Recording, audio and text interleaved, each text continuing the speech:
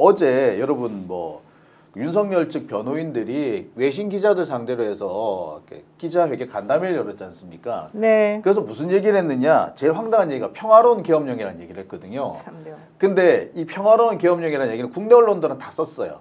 근데 해외 언론들 중에서는 평화로운 계엄령이라는 표현을 아예 안 썼더라고요. 그럼요. 다른 뭐 내전, 내란 이런 말은 시빌워라고는 써놓고 이거 평화로운 계엄령을 뭐라고 표현해야 될지 모르겠는데 아무데도 쓰질 않았더라고요. 오늘은 어떤지 모르겠습니다. 어제까지만 쓴 적이 없어요. 그러니까 이 정도로 이게 말이 안 된다는 걸 알고 있기 때문에 국제적 기준에서 보면은 당연히 윤석열은 쫓겨나야 되고 감옥에 지금 당장 가야 될 사람도 있거든요. 그걸 지금 이 상태에서 헌재가 다른 결론을 내리기는 어렵다고 봅니다. 국민의힘에서 윤석열이 탄핵된다는 거는 제가 볼 땐 상수로 생각하고 그렇죠, 그것도 상수예요. 상식으로 생각하는데 이제 두 가지 측면입니다. 윤석열 이후에 야당이 됐을 때 이 국민의힘이라는 그 108명 정당의 그 헤게모니, 영남권에 있는 그 지방선거라든지 당내 헤게모니를 누가 질 것인가 이것에 대한 그렇죠. 경쟁이 하나 있고 두 번째가 더 중요합니다. 이렇게 그냥 윤석열하고 같이 국민의힘에 그냥 맥없이 흩어지고 하잖아요.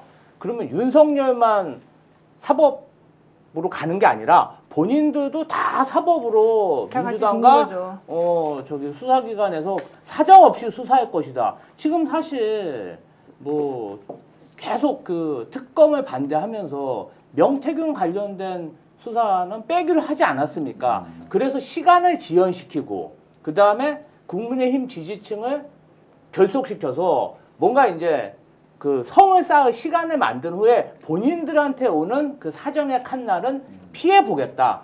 이게 더 큰 것 같습니다. 어쨌든 저보고 뭐 헌재 사무처장이 재판관은 아니지 않냐, 너한테 이렇게 단정하지 말라는 댓글이 몇 개 있는데요. 아니에요. 왜 사무처장이 함부로 말 못해요 그렇게. 근데 사무처장이 그렇게 얘기를 했다는 거는 공식적으로 어쨌든 헌재에서 그렇게 생각했다는 얘기이기 때문에 제 말을 그렇게 의심하지 마세요. 헌법재판소 사무처장은 장관급 자리이기 때문에 네. 이게 굉장히 중요한 되게 자리입니다. 중요한 말이고 네. 그분들이 이렇게 함부로 말하는 사람들이 그러니까 아니에요. 헌재 사무처장 함부로 얘기하는 사람 아니에요. 근데 그럼요. 역대 헌재 사무처장이 저렇게 뚜렷하게 명확하게 얘기하는 거 처음 봤습니다. 네. 제가 그 20년 가까이 법조 출입을 하면서 헌재 사무처장이 저렇게 뚜렷하게 위헌입니다라고 말하는 사람이 이번이 거의 처음이에요. 네, 이런 말 함부로 안 하고요. 아무리 네. 위헌이라고 생각하더라도 99% 생각하더라도 그런 말 안 하는데 예. 이렇게 말했다는 건 정말 매우 놀라운 얘기거든요. 어떻게 보세요? 왜 말을 안 하세요? 아니 말씀 잘하시는 분들이 많아서.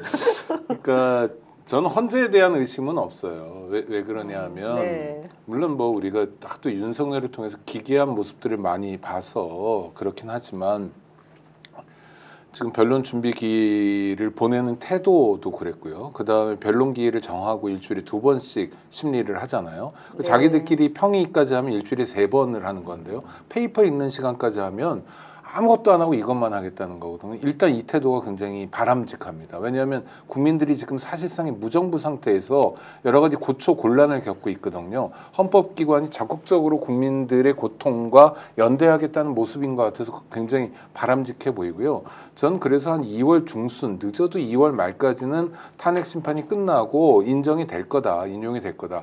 그게 아닌 가능성을 상상하기가 되게 어렵습니다. 맞습니다. 왜냐하면 안 되면 정말 우리가 국가라는 시스템을 왜 운영해야 되느냐. 맞습니다. 뭐 우리가 그러기 위해서 군대도 갔다 오고 세금도 내는데 이러면서 이 시스템을 운영할 이유가 있냐라는 전면적 의문 앞에 서게 되거든요. 그건 국가 시스템의 전면적인 붕괴입니다. 네. 윤석열 정권이 뭐 명을 달리하고 윤석열이라는 사람이 부부 사이좋게 뭐 감옥에 가고 이런 거하고 될 바가 아니라 국가 전반의 붕괴를 경험하게 될 거예요. 네. 그건 정말 끔찍한 사태가 되거든요. 그리고 우리가 지금 윤석열 정부에서 계속 반복하지만 대한민국이 K 어쩌고 그래가 조금씩 오는 거는 굉장히 많은 시간이 걸렸습니다. 그렇죠? 가난한 나라에서 경제 발전도 하고 민주화 투쟁도 해가지고 조금씩 왔는데 망가지는 건 금방이거든요. 맞습니다. 지금 정도 망가지는 게 아니라 인용이 안 되면 정말 대한민국 자체가 망가질 수 있어요. 이거는 아주 끔찍한 사태여서 헌법재판관들이 그런 쪽으로 가지는 않을 거라고 봅니다. 맞습니다. 저도 뭐 추가로 한 말씀 더 드리면 대한민국 국민들이 정말 이제 정치 고관여층들이 다 됐고 거의 대부분이 정치 평론에 대한 수준이 아주 높아졌어요. 그렇기 때문에 헌재에 대해서도 아마 유심히 보실 거라고 생각하는데 저는 그 변론 준비기일에 대한 네. 헌재 재판관 두 분, 이제 한 분은 보수라고 알려져 있고 한 분은 진보라고 알려져 있는 이미선 헌재 재판관하고 정형식 재판관의 태도들을 보면 이분들이 굉장히 책임감이 있다. 그렇죠. 이 책임감이라고 하는 것이 세계적으로 인정받고 있는 대한민국을 다시 구해야 된다라고 하는 일종의 사명감 같은 게 느껴진다고 전 보여지고 있어요. 지금 전 세계가 갑작스럽게 윤석열 구테타로 해서 충격을 받았다가 이것을 갖다가 탄핵으로 이끌어 나가는 국민들의 민주적 열기에 대해서 놀래하고 있거든요. 그런데 이렇게 놀라서 끝날 줄 알았는데 국민의힘과 윤석열 이 잔당들이 계속해서 내란을 유지하고 있는 이 모습을 보면서 대한민국이 수습 능력이 떨어지고 있구나. 만약에 이 수습이 안 될 경우에 대한민국의 신인도는 급격하게 추락하게 되는 건 불문가지 아니겠습니까?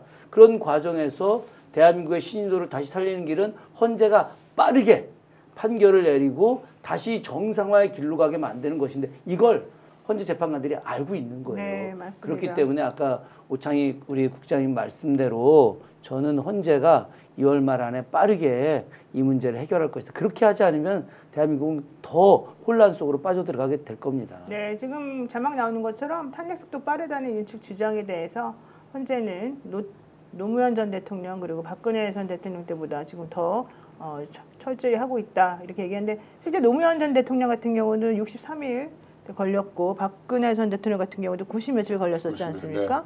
네, 그래서 지금 12월 우리가 14일이었잖아요. 그러면 벌써 2월 말만 하더라도 3개월이 넘는 거예요. 3개월 넘는 네. 거예요. 네.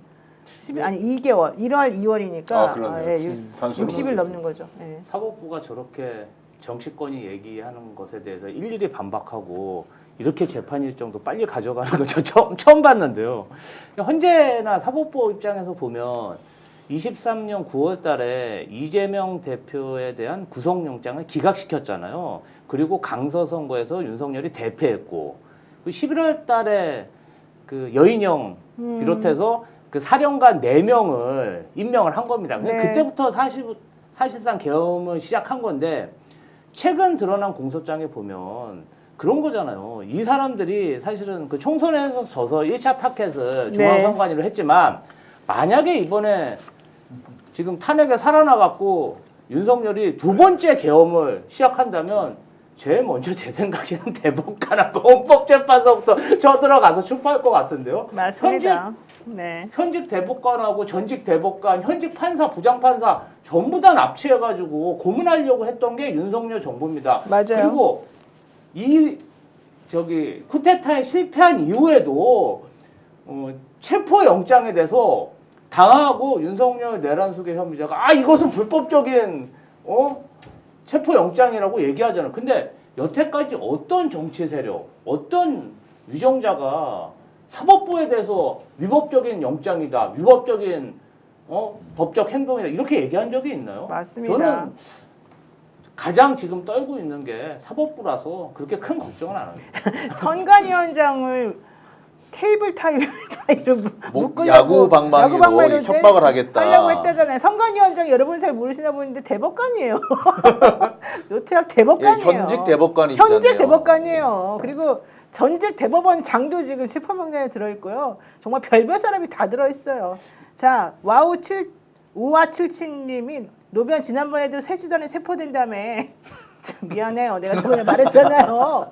나 정보를 들었었다고요. 원래 체포하기로 돼 있었단 말이에요. 근데 그놈의 공수처장이 겁을 먹고 약속을 안 지켜서 그런 거지. 하지만 이번엔 내 말 믿어보셔. 자, 중요한 거 선희임님이 US 달러로 또 49.99달러를 또 보내셨습니다. 지금 환율도 높은데 엄청나게 금액까지 얘기해 주시는 방송은 처음 봤습니다. 이거 해줘야 돼요. 우리는 슈퍼챗이 별로 안 들어오기 때문에 항상 감사하는 마음으로 제가 이렇게 말씀을 드리고 있습니다. 스픽스는 말하는 언론입니다. 대세는 유튜브, 그중에서 스픽스. 좋아요, 댓글, 구독, 알림 설정. 여러분이 저희를 사랑해 주시고 우리가 여러분을 사랑하는 4가지 방법입니다.